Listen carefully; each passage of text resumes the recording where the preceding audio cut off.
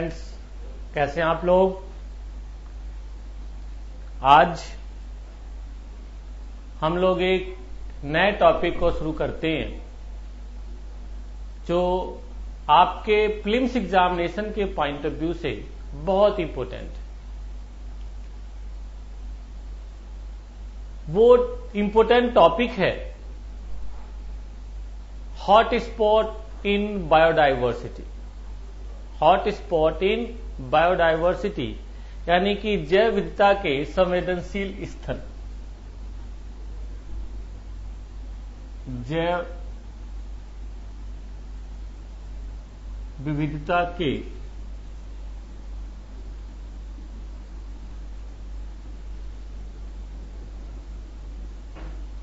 संवेदनशील स्थल।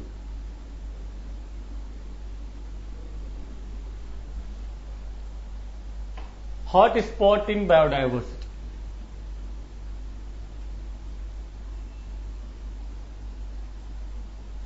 Hot spot of biodiversity.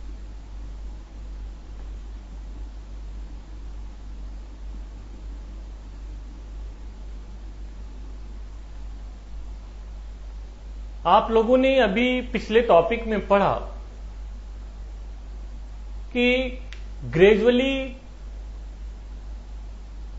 हमारे जो जीव जंतुओं के आवास स्थल हैं, उनके क्षेत्र हैं, घट रहे हैं।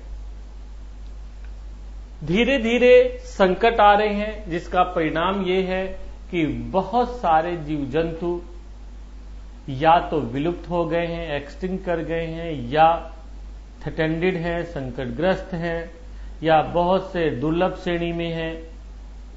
हमने अलग अलग तरह से देखा पिछली क्लास में। और विश्व के अलग अलग भागों में जो जैव विविधता के क्षेत्र हैं वो अलग अलग कारणों से प्रभावित हो रहे हैं, जिससे जीव जंतुओं की संख्या घट रही है, खत्म हो रही है, जो भी है। उसी से जुड़ा हुआ एक बड़ा ही इंपॉर्टेंट आधुनिक कॉन्सेप्ट है जैव विविधता के संवेदनशील स्थल, हॉट स्पॉट ऑफ बायोडायवर्सिटी। ठीक है।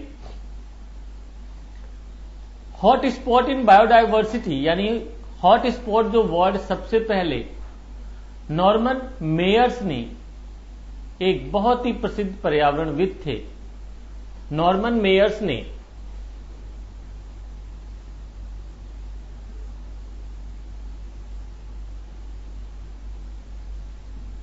1988 में यह वर्ड यूज किया था। नॉर्मन मेयर्स ने यह जब वर्ड यूज किया तो इसको कुछ इस तरह से परिभाषित किया कि एक ऐसा क्षेत्र हो जहां पर विविध किस्म के जीव जंतुओं की विविधता हो, और विशेष रूप से उसमें देशज जंतुओं की और वनस्पतियों की उपस्थिति विविधता हो, परंतु मानवीय हस्तक्षेप के कारण ये जंतु वनस्पति यानी कि जो जैव विविधता है वो संकट में है। ठीक है। यानी कि वह क्षेत्र जो है बहुत अधिक जैव विविधता की दृष्टि से रिच है, परंतु जो सबसे बड़ी प्रॉब्लम बन रही है वो है कि यहां पर मानवीय कारणों से या किसी अन्य कारणों से भी हो सकता है कि उनकी संख्या घट रही हो और भविष्य में वहां पर खतरे की स्थिति बन रही। ठीक है। उसे ही हम लोग कहते हैं हॉट स्पॉट। ठीक है। या सिंपल लैंग्वेज में कई बार उष्ण स्थल भी बोल दिया जाता है हिंदी में। बट एक बात आप लोग ध्यान रखिएगा, आप हॉट स्पॉट भी बोल सकते हैं, उष्ण स्थल भी बोल सकते हैं। ठीक है। यानी कि इसको परिभाषित कुछ इस तरह से कर सकते हैं कि ऐसे स्थान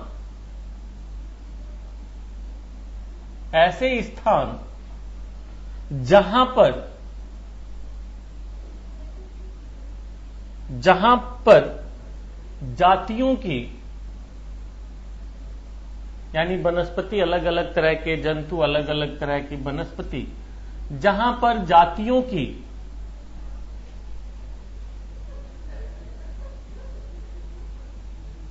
पर्याप्तता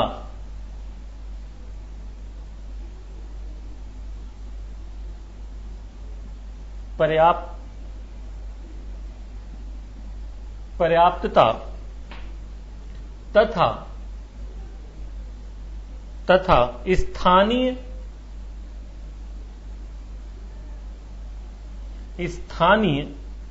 जातियों की अधिकता,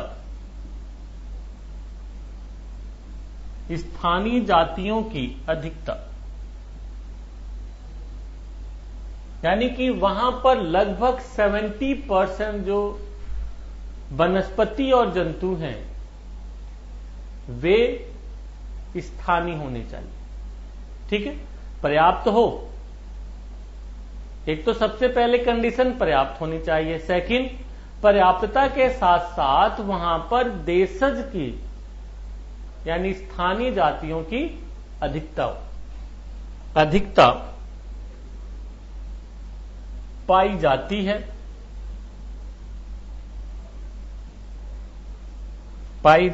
लेकिन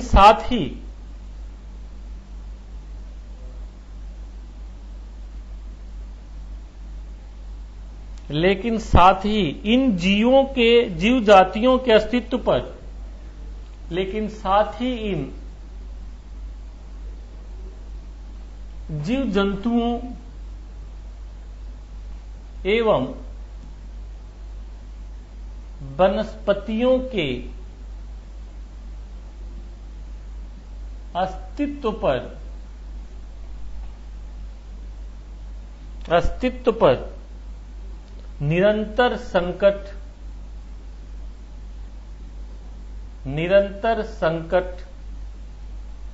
बना हुआ है। बात क्लियर? अर्थात जहां स्थानीय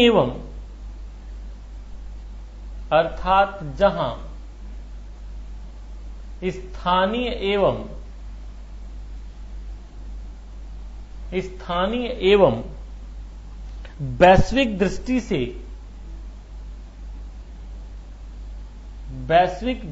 से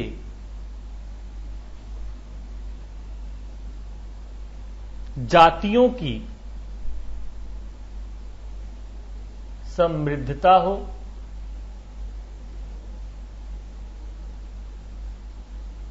समृद्धता है, लेकिन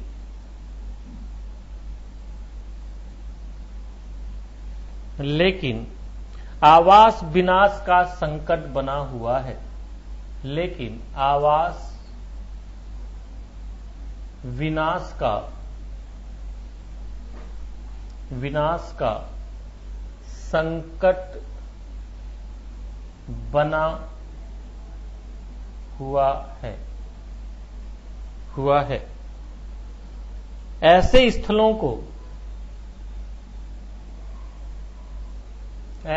स्थलों को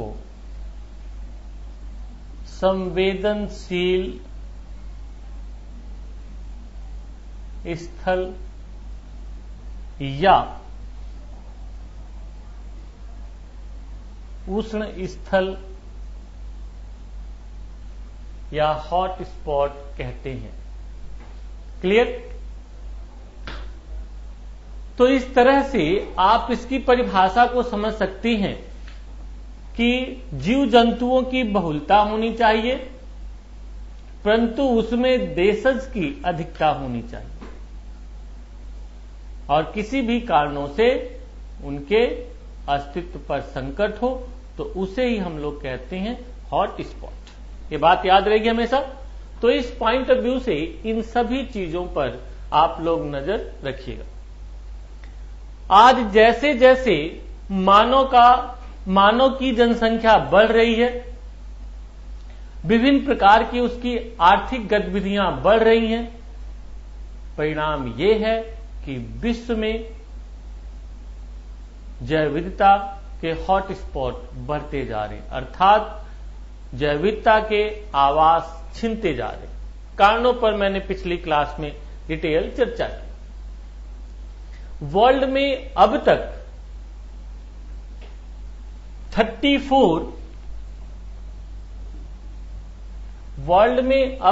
34 हॉटस्पॉट की खोज की जा चुकी, पहचान की जा चुकी, जो लगभग विश्व का 2% के आसपास भूभाग घेरते हैं। यानी कि वर्ल्ड के लेवल पर देखा जाए तो आप सामान्य रूप से कह सकते हैं कि विश्व में 34 हॉटस्पॉट की पहचान की गई है।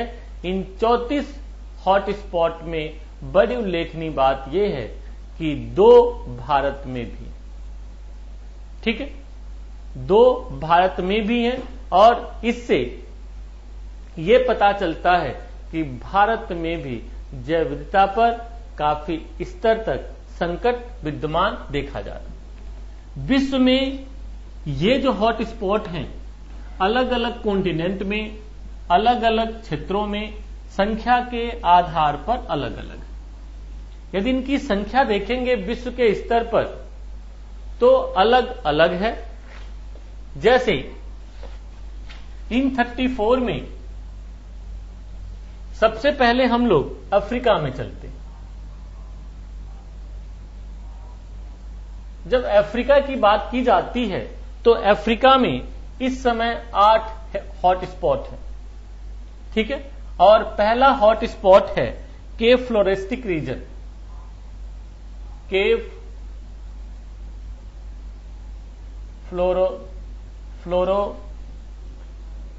फ्लोरेस्टिक Region, Cape Floristic Region. Second, coastal forest of eastern Africa, coastal forest of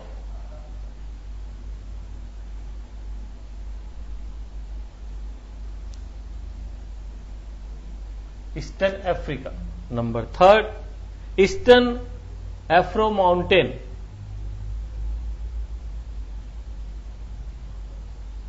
eastern Afro montane. Number 4, Guinean forest of West Africa,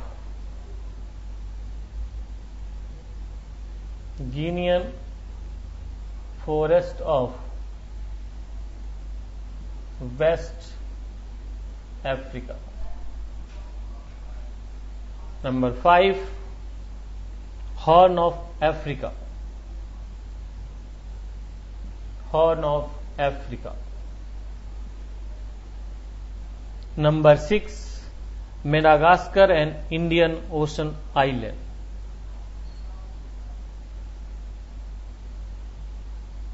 Madagascar and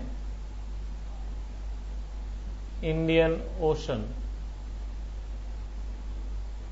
islands. And 7, Maputo land, Maputo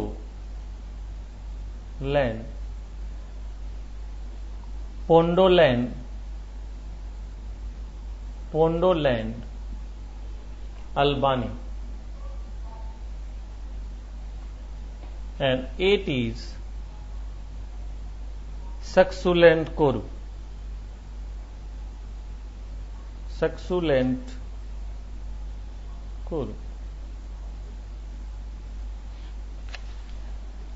friends, Africa के इस reason की बात हम करें तो map के through हम कुछ यूं देख सकते हैं।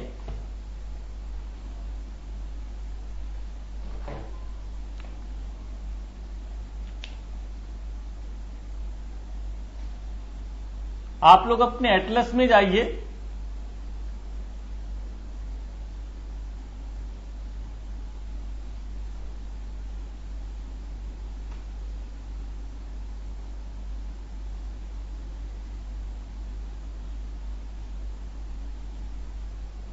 अपने एटलस में आप लोग स्पेशली पेज नंबर 88 पर जाइए तो अफ्रीका का फिजिकल मैप मिलेगा, उसमें ये सब कुछ रीजन समझ में आएंगे।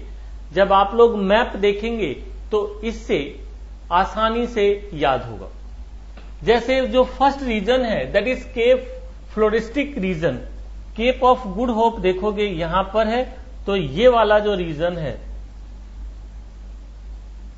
ये बहुत ज्यादा वनरेबल। एक्चुअली हुआ ये है कि इस रीजन में पिछले 200-300 सालों में जनसंख्या की बहुत ज्यादा वृद्धि हुई है। यहां पर ह्यूमन सेटलमेंट ज्यादा बढ़ने की वजह से यहां पर तेजी से प्राकृतिक आवास जीव जंतुओं के छिन रहे, पहली बात। Second, coastal forest of eastern Africa. Africa के इस रीजन में आप लोग जाएंगे जहां पर रेनफॉल बहुत ज्यादा होती है। ये पूर्वा पोनो का मोजाम्बिक वाला जो रीजन है, इस क्षेत्र में वर्षा बहुत ज्यादा होती है, तो यहां पर भी जंगलों का बहुत ज्यादा विनाश हुआ। ठीक है, इस रीजन में भी मानव की जनसंख्या बहुत तेजी से बढ़ी है। उसके बाद जो थर्ड इंपोर्टेंट रीजन है ईस्टर्न एफ्रो माउंटेन। अफ्रीका के ईस्टर्न पार्ट में ये जो मेडागास्कर वाला जो रीजन है, यहां पर देखेंगे ड्रेकेंसबर्ग वाला जो रीजन है, यहां पर भी इस माउंटेन के रीजन में काफी नुकसान हुआ। ठीक है, इसके साथ साथ फोर्थ रीजन है गिनियन फॉरेस्ट। ये जो गिनी का कोस्ट है, ये वाला इधर इस साइड में, यहां पर भी बहुत ज्यादा विनाश हुआ है। पिछले 300-400 सालों में यहां पर यूरोपियन बड़ी संख्या में आए, इस क्षेत्र में व्याप्त जंगलों का उन्होंने कटान किया और काट के यूरोप को ले गए, जिससे जो देशज जीव जंतु थे वे प्रभावित हुए। इसके साथ साथ आप देखेंगे इस रीजन में, इसी के ऊपरी पार्ट में आपके मैप में देखिए लिखा होगा साहिल।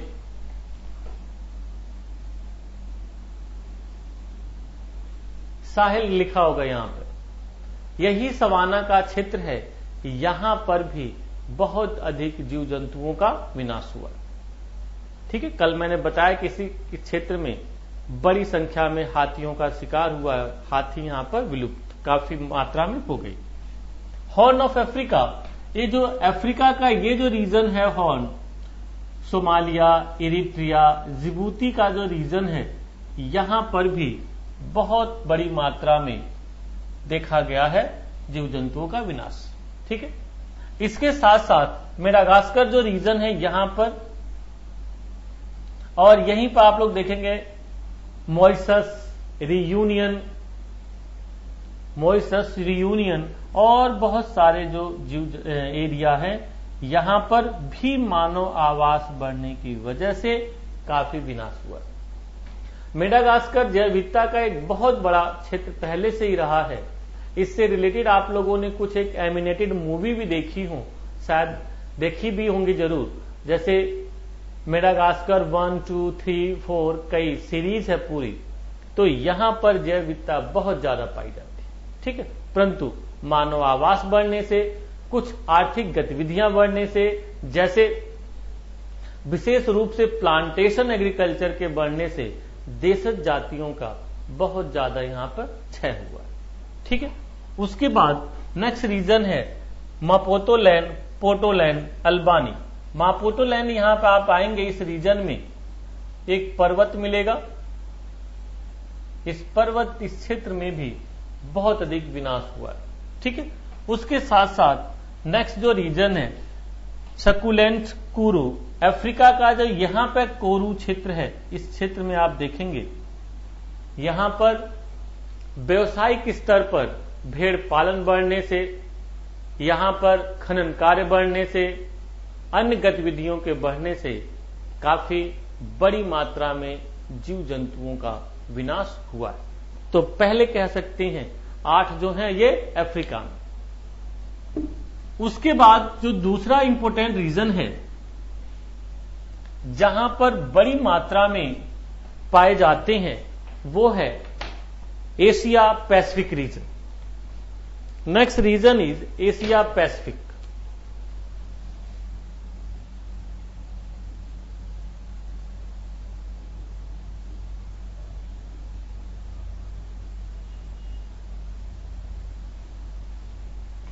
प्रशांत महासागर के चारों ओर और एशिया के तटीय भागों में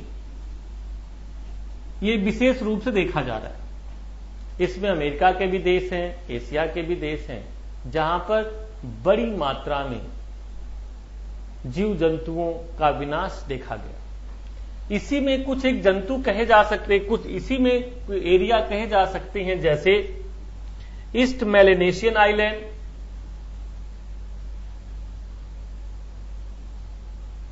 east Melanesian island,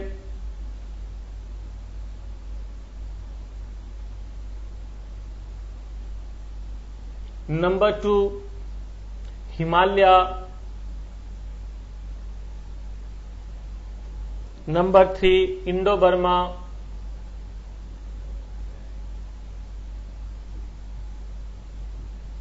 number 4 mountain of south west China, mountain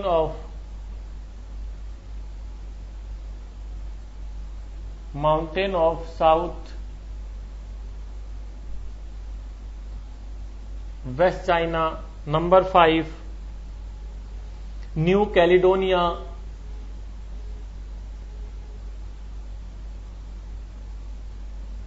number 6 New Zealand,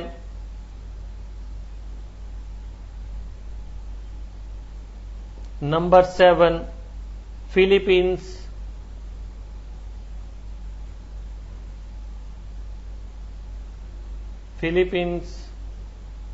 number 7, 8 Polynesia,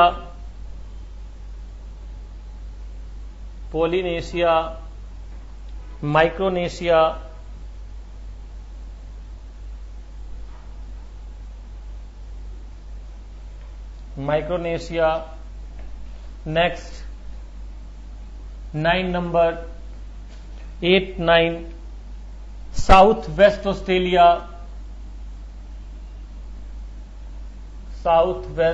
Australia, number 10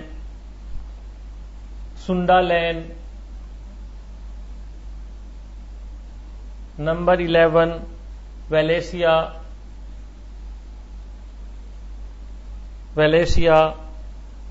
number 12 Western Ghat and Sri Lanka,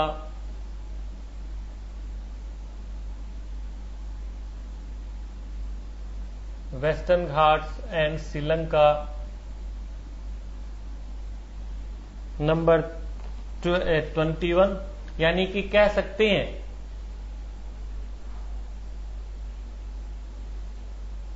विशेष रूप से एशिया के चारों ओर बहुत अधिक संख्या में, और इसमें कुछ एक इंपोर्टेंट इंडिया के पॉइंट ऑफ व्यू से हो जाते हैं, जहां पर आप बात करेंगे western Ghat, Indo Burma and Himalaya. ये जो रीजन है ये बहुत बड़ी मात्रा में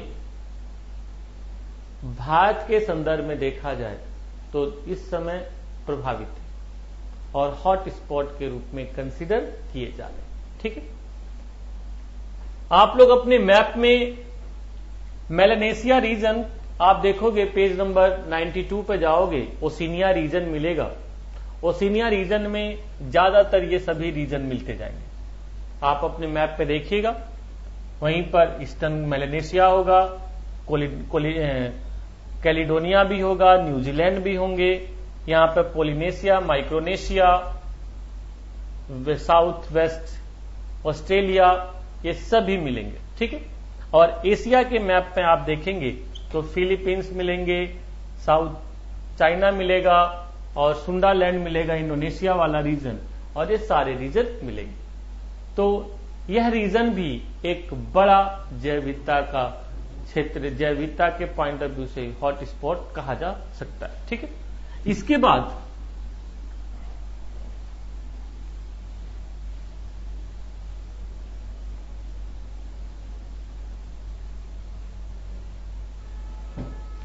दूसरा जो रीजन, तीसरा जो बनता है, third is Europe and Central Asia. Europe and Central Asia.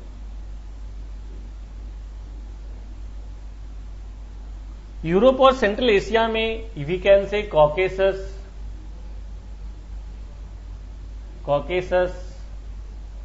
Next in Irano Anatolia,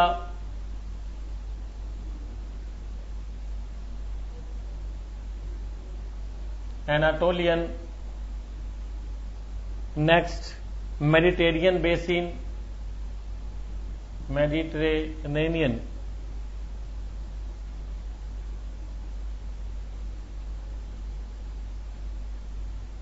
Mediterranean basin, and is last mountain of Central Asia, mountain of Central Asia।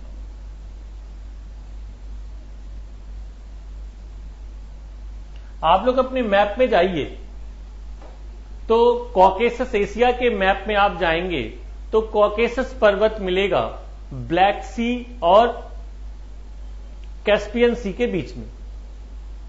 ठीक है, आप लोग अपने एटलस में पेज नंबर 64 या 62 को देखिए, वहां पर ये स्पेशली मिलेगा। 64 होगा या फिर आई थिंक या 62 या 64 देखिए।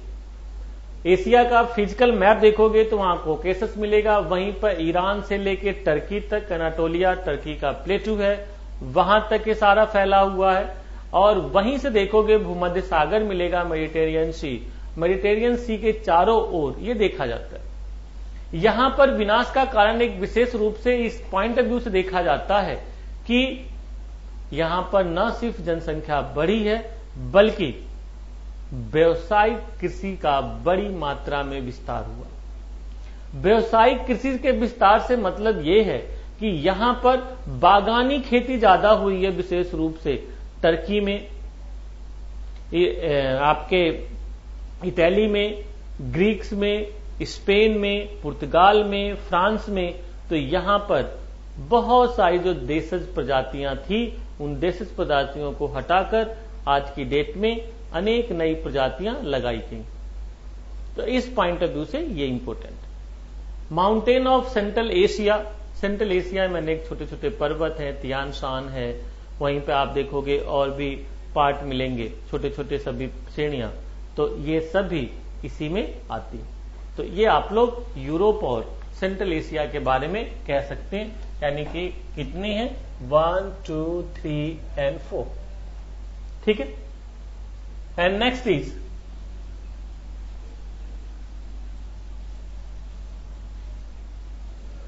Next important region is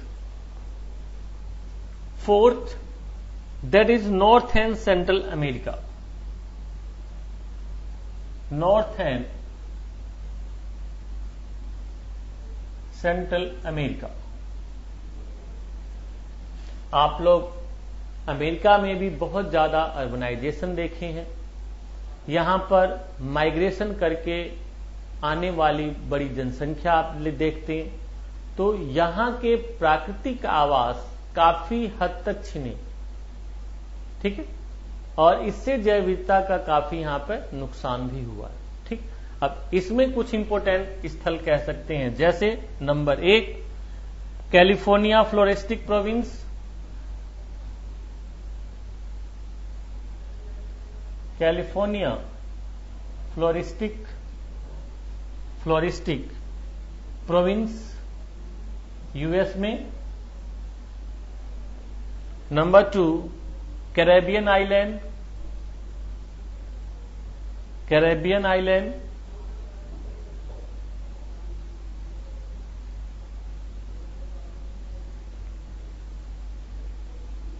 number 3 Madrean pine okay,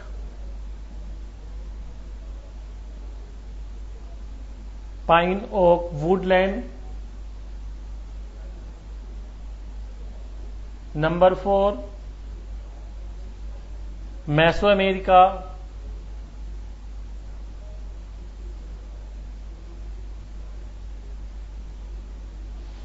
ये विशेष रूप से आप लोग अपने मैप में पेज नंबर 78 पे जाएंगे तो 78 पर आपको नॉर्थ अमेरिका का मैप मिलेगा। नॉर्थ अमेरिका में विशेष रूप से यहां पे आप लोग देख लीजिए, ये मैप इसी पे बना देता हूं मैं।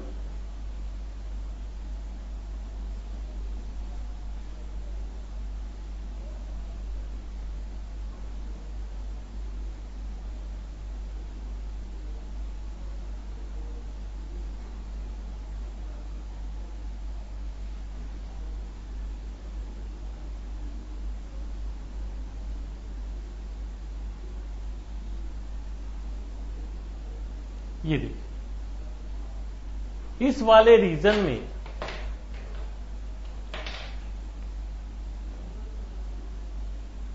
ये यूएस का कैलिफोर्निया स्टेट, देखिए आप लोग अपने मैप में देखिए जल्दी से, कैलिफोर्निया स्टेट, यहां पर भी बहुत ज्यादा नुकसान हुआ है क्योंकि इस रीजन में बहुत अधिक अर्बनाइजेशन हुआ है। अर्बनाइजेशन होने का परिणाम ये है, अर्बनाइजेशन है, इंडस्ट्रियलाइजेशन है, जिसकी वजह से इस क्षेत्र में काफी नुकसान हुआ। नेक्स्ट जो रीजन है कैरेबियन, यहां पर देखेंगे कैरेबियन आइलैंड्स है, क्यूबा वगैरह हैं, जमाइका है, हैती है, मार्टिनिकी आइलैंड है, यहां पर बहामास के आइलैंड्स हैं। इस रीजन में भी बहुत अधिक देशज प्रजातियों का नुकसान हुआ। ठीक है, उसके बाद माड्रे पाइनोके, ये जो आप लोग अपने फिजिकल मैप में देखो, यहां पर एक रेंज मिलेगी eastern Sierra Madre and western Sierra Madre, Mexico में देखिए मिलेगी। तो यहां पर भी बहुत अधिक नुकसान पहुंचा। नेक्स्ट इज मेसो अमेरिका, ये नीचे अमेरिका के यहां पर देखेंगे हंडुरास, बेलीज, देखो अपने मैप में 79 पेज पर पॉलिटिकल मैप होगा, यू कैन सी देयर। तो Honduras, Belize, Panama, Costa Rica, El Salvador, number of countries are there. इन कंट्रीज में भी बहुत अधिक नुकसान हुआ। ठीक है, तो इस तरह से हम कह सकते हैं कि नॉर्थ सेंट्रल अमेरिका में 4 हॉट स्पॉट देखे जा सकते हैं। And next,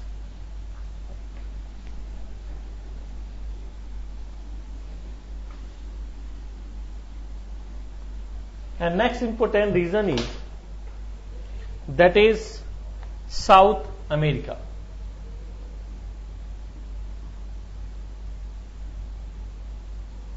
In South America also there Atlantic forest,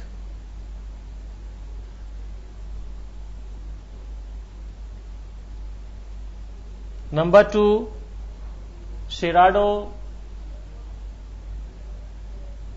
number 3 Chilean winter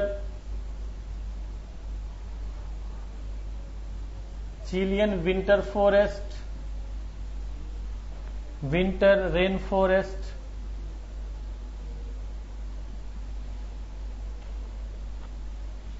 number 4 Tumbes cocoa,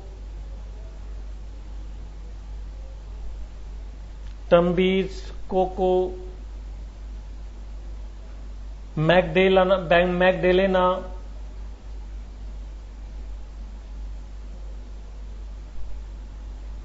and number 5 that is tropical Andes.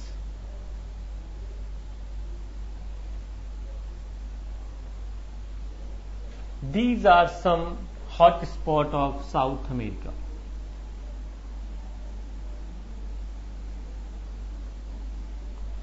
The first reason is that Atlantic forest, आप लोग अपनी map में page number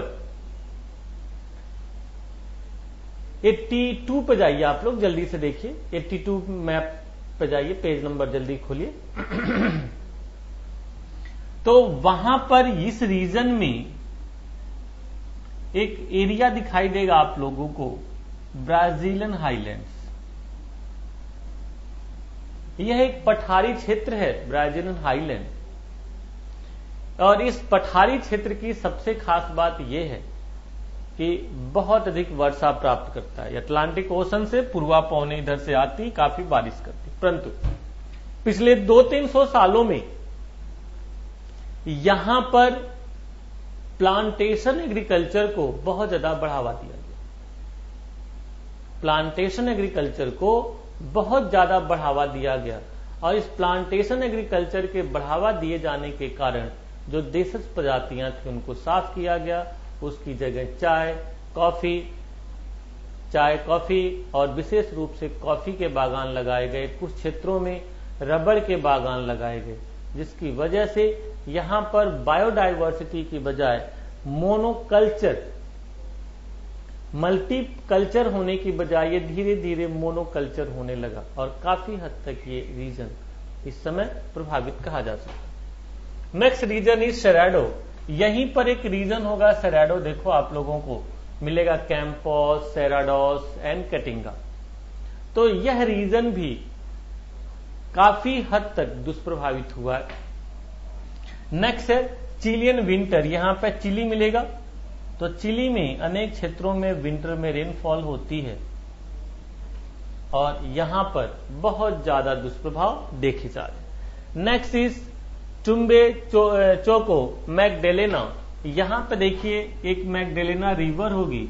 इस Magdalena river के पूरे reason में काफी हद तक नुकसान हुआ। यह भी एक हॉट स्पॉट कहा जा सकता है। And next is tropical Andes. यहां पर देखिए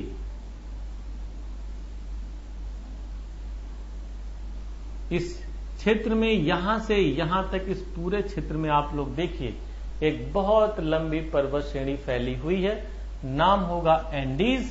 और यहीं से साउथ अमेरिका में खास बात यह है कि ये 0 डिग्री जा रही है और यहीं से ये 23.5 साउथ यानी मकर रेखा भी जा रही है। तो रिजल्ट ये है कि ये जो एंडीज के इन भागों में जो फॉरेस्ट मिलते हैं,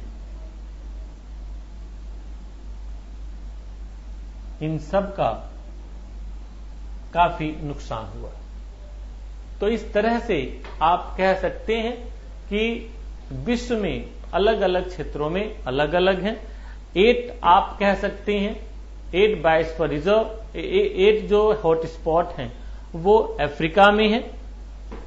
उसके बाद 13 जो हैं वो एशिया पैसिफिक रीजन में है, 4 यूरोप सेंट्रल एशिया में है, 4 नॉर्थ एंड सेंट्रल अमेरिका में है एंड फाइनली 5 साउथ अमेरिका में देखी जा रही। तो विश्व के अलग अलग भागों में इनकी अलग अलग स्थिति परिस्थिति देखी जा रही है। ठीक है, अब इसके साथ हम लोग इंडिया के संदर्भ में देखें तो इंडिया में भी बड़ी मात्रा में यह सब देखा जा रहा है। यानी कि इंडिया में भी बहुत अधिक जीव जंतु प्रभावित हो रहे हैं पर्यावरण से, मानव के इंटरफेरेंस करने से जो पर्यावरण में परिवर्तन हो रहे हैं, या फिर औद्योगिकरण की वजह से, या अन्य जो भी गतिविधियां जिस पर मैंने कल डिटेल चर्चा किया था। तो अब जरा हम लोग विशेष रूप से देखते हैं hot spot in India. Hot spot in India, इसको हम लोग एक छोटे से ब्रेक के बाद विशेष रूप से अध्ययन करेंगे। ठीक है, ओके बाय, मिलते हैं फिर हम लोग।